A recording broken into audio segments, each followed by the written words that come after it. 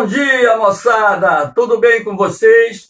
Aqui quem vos fala é o professor Eugênio Bastos, canal Geugênio, a serviço dos alunos que gostam de estudar e passar em concursos. Moçada, vamos fortalecer o canal, se inscrevam no canal, dê aquele like, compartilhe o vídeo e ajude o professor Eugênio Bastos a democratizar o ensino da geografia. Moçada, no nosso encontro de hoje, iremos falar sobre os aspectos humanos da Amazônia, o primeiro complexo regional que estamos analisando.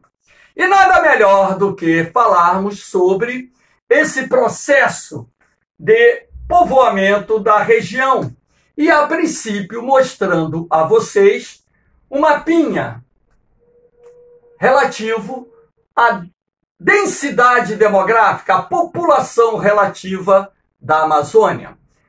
Lembrando que densidade demográfica é o número de habitantes por quilômetro quadrado.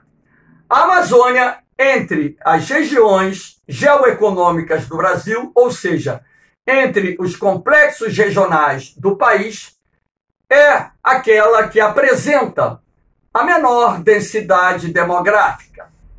A região possui uma população absoluta pouco superior a 20 milhões de habitantes e essa região ocupa uma área equivalente a cerca de 59% do território brasileiro. Sendo assim, a sua densidade demográfica está em torno de 5 habitantes por quilômetro quadrado, algo próximo a esse número. E pelo mapinha nós podemos perceber que, pela tonalidade mais escura, as áreas de maior densidade demográfica se encontram nesse ponto onde está localizada a região metropolitana de Belém e nesse ponto onde está localizada a região metropolitana de Manaus. Portanto, nessas duas áreas, nós temos as maiores densidades demográficas da Amazônia. Essas cores mais claras representam áreas onde nós temos menos de um habitante por quilômetro quadrado. Sendo assim, podemos considerar que na Amazônia ainda existem grandes vazios demográficos, até mesmo porque a carência de estradas dificulta o acesso ao interior da região e, sendo assim, o povoamento e o desenvolvimento regional. Vamos falar um pouquinho agora desse processo de povoamento, ocupação da Amazônia, assunto que vocês estudam com maior riqueza de detalhe em história. No Brasil Colônia, Brasil Império, podemos assim afirmar que o povoamento da Amazônia foi muito disperso. Os primeiros núcleos de colonização que se estabeleceram na região surgiram ao lado das fortificações construídas pelos portugueses na foz do rio Amazonas, tanto do lado do Pará como no Amapá, como forma de proteger o acesso ao rio Amazonas. E também algumas fortificações que se estabeleceram nas margens do rio Amazonas para garantir a posse do território. Ora, além dessas fortificações, tivemos a participação das missões jesuítas nesse processo de ocupação regional e também a atividade econômica que se destacou no período foi justamente a exploração das chamadas drogas do sertão, responsáveis, inclusive, pelo surgimento de cidades nas margens de alguns dos mais importantes rios da região. Podemos, assim, afirmar que esse processo de ocupação inicial da Amazônia vai se estabelecer às margens dos rios. E, sendo assim, diferentemente do que vem acontecendo nas últimas décadas. Aqui na seta vermelha, eu tenho o fluxo migratório de nordestinos para a Amazônia Ocidental, principalmente para o Acre, por ocasião do ciclo da borracha, iniciado no final do século XIX e que se estendeu pelo início do século XX. O ciclo da borracha foi responsável pela transferência de cerca de 400 mil trabalhadores nordestinos para a Amazônia Ocidental, principalmente para o estado do Acre, que na época era uma província que pertencia à Bolívia e que foi adquirida pelo Brasil no início do século XX, através do Tratado de Petrópolis. Podemos, assim, afirmar que a compra do Acre foi a última grande incorporação territorial feita pelo Brasil, que a partir daquele momento passou a ter quase a configuração do mapa atual. Poucas mudanças foram feitas no mapa do Brasil depois da compra do Acre. Aqui nós temos o PIN, o Plano de Integração Nacional. O Plano de Integração Nacional foi de suma importância para a aceleração do processo de ocupação e desenvolvimento da Amazônia a partir do início da década de 1970. O Plano de Integração Nacional foi criado pelo presidente Médici em 1970, tendo como lema integrar para não entregar, ou seja, integrar a Amazônia ao restante do país para não entregá-la aos interesses internacionais. Sendo assim, podemos afirmar categoricamente que o Plano de Integração Nacional baseou-se na doutrina de segurança nacional. Mas, professor, por quê? Ora, porque o G7, o grupo que reunia na época as 7 maiores economias do mundo, em seus encontros falava em internacionalizar a Amazônia. De que forma nós poderíamos garantir a soberania, a posse da terra, através de um programa de povoamento e desenvolvimento da região? Mas de que forma o governo fez para povoar e desenvolver a Amazônia? Ora, o governo vai adotar várias medidas, tais como a construção das chamadas rodovias de integração nacional, com maior destaque para a Transamazônica, a Brasília-Acre, a Cuiabá-Porto Velho, a Cuiabá-Santarém, a Perimetral Norte. Essas rodovias facilitariam o acesso a determinadas regiões da Amazônia. Mas não bastava construir rodovias. Era necessário que o governo adotasse outras medidas para estimular o povoamento da região. E o que o governo fez? Ele vai construir as chamadas agrovilas nas margens das rodovias de integração nacional.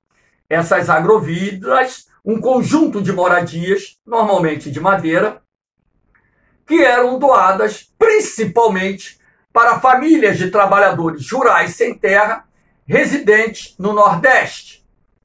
Então, esses trabalhadores, essas famílias, além da moradia, recebiam um pedaço de terra onde podiam desmatar 30% da sua área e ali cultivar ou criar qualquer animal que assim desejasse.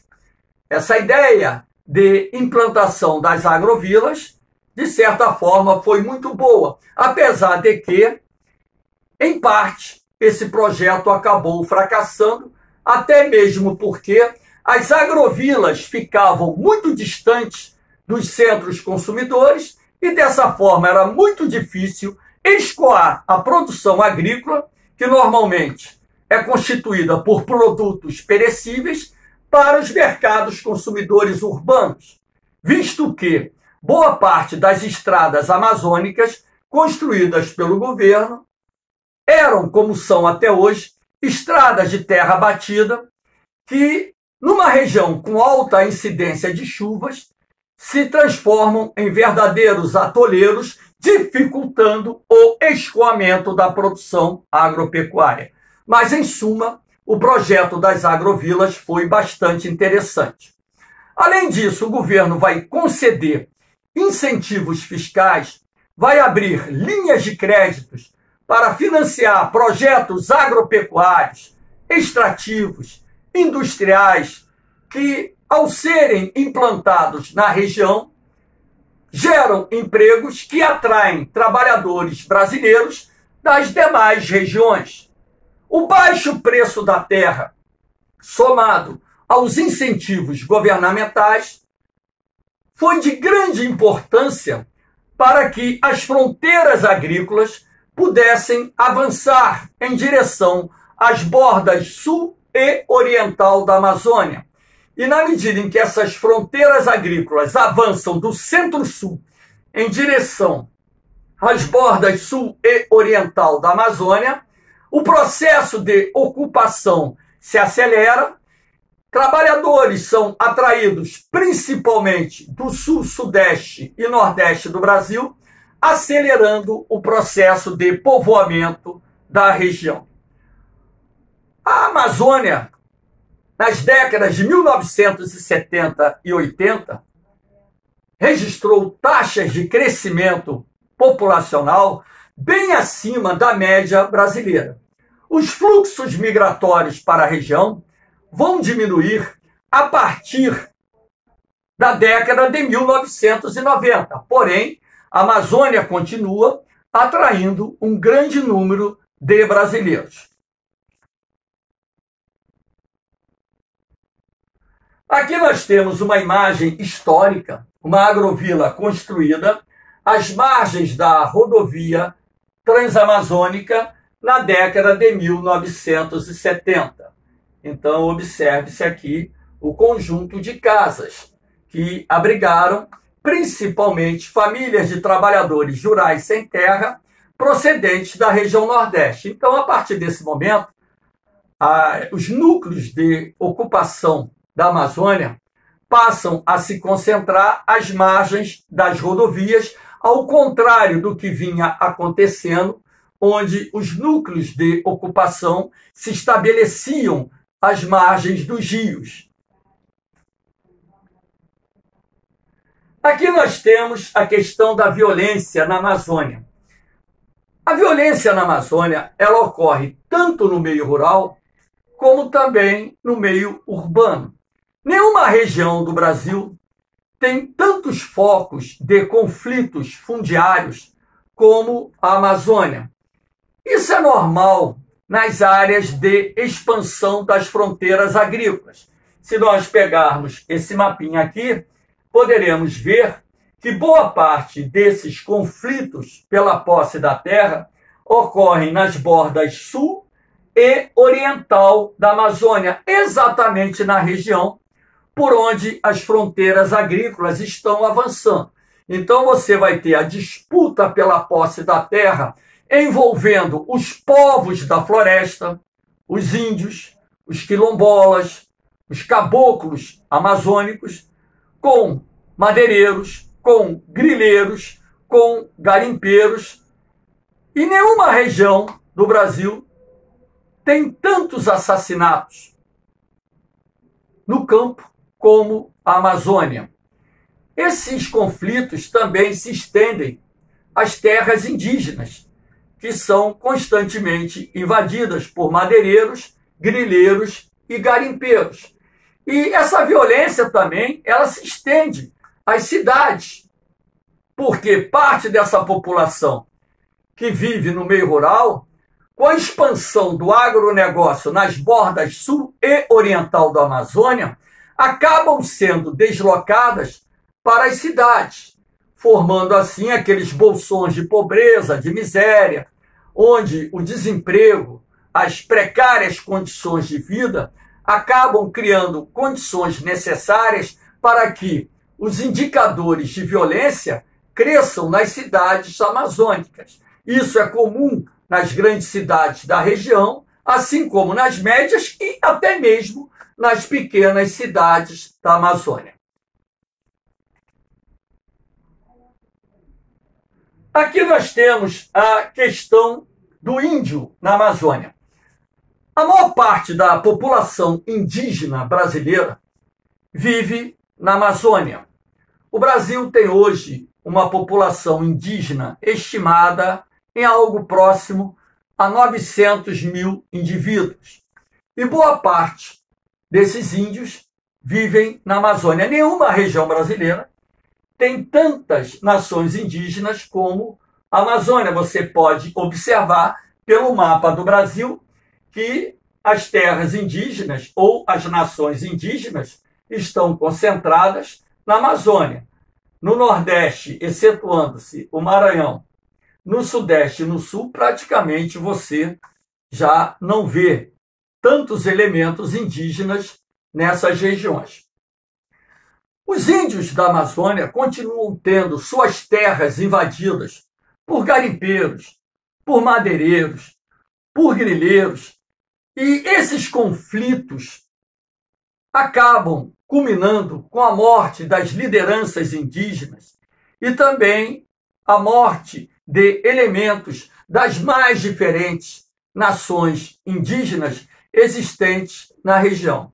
Sendo assim necessário que a FUNAI exerça um papel mais contundente para proteger as nações indígenas dessas organizações criminosas, porque eu só posso assim me referir a elas, que invadem essas terras para explorar as suas riquezas. Lembrando que a Constituição Federal garante ao índio o direito à terra, a manutenção dos seus hábitos, dos seus costumes, da sua língua, das suas tradições, da sua cultura. O índio ele não é dono da terra, de acordo com a Constituição de 1988, mas tem direito ao usufruto das suas riquezas, cabendo ao Estado o dever de proteger as nações indígenas. E a FUNAI, a Fundação Nacional do Índio, é o órgão federal que tem essa responsabilidade.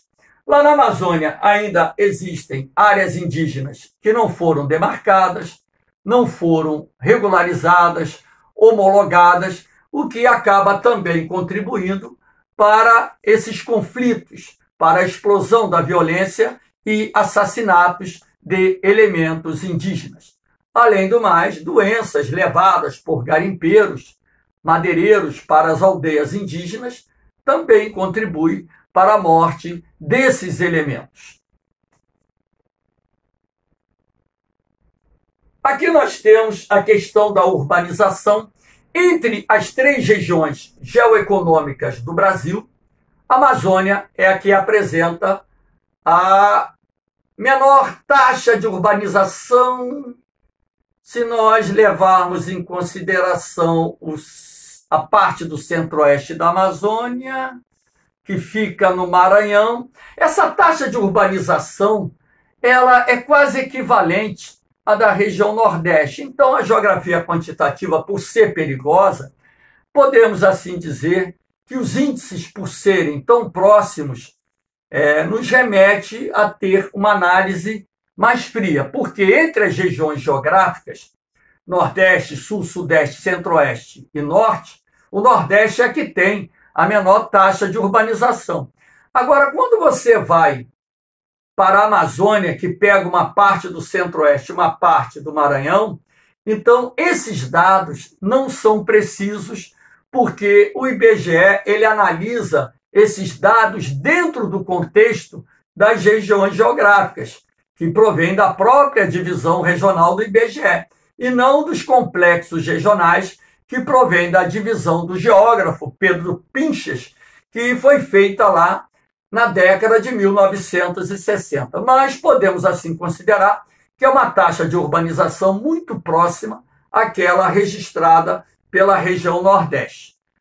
E nós temos como as duas principais regiões metropolitanas da Amazônia, Belém e Manaus. Manaus, com certeza, é a maior região metropolitana da Amazônia, com uma população superior a 2.400.000 habitantes. Belém, com uma população próxima a 1,5 milhão de habitantes, fica atrás da região metropolitana de Manaus.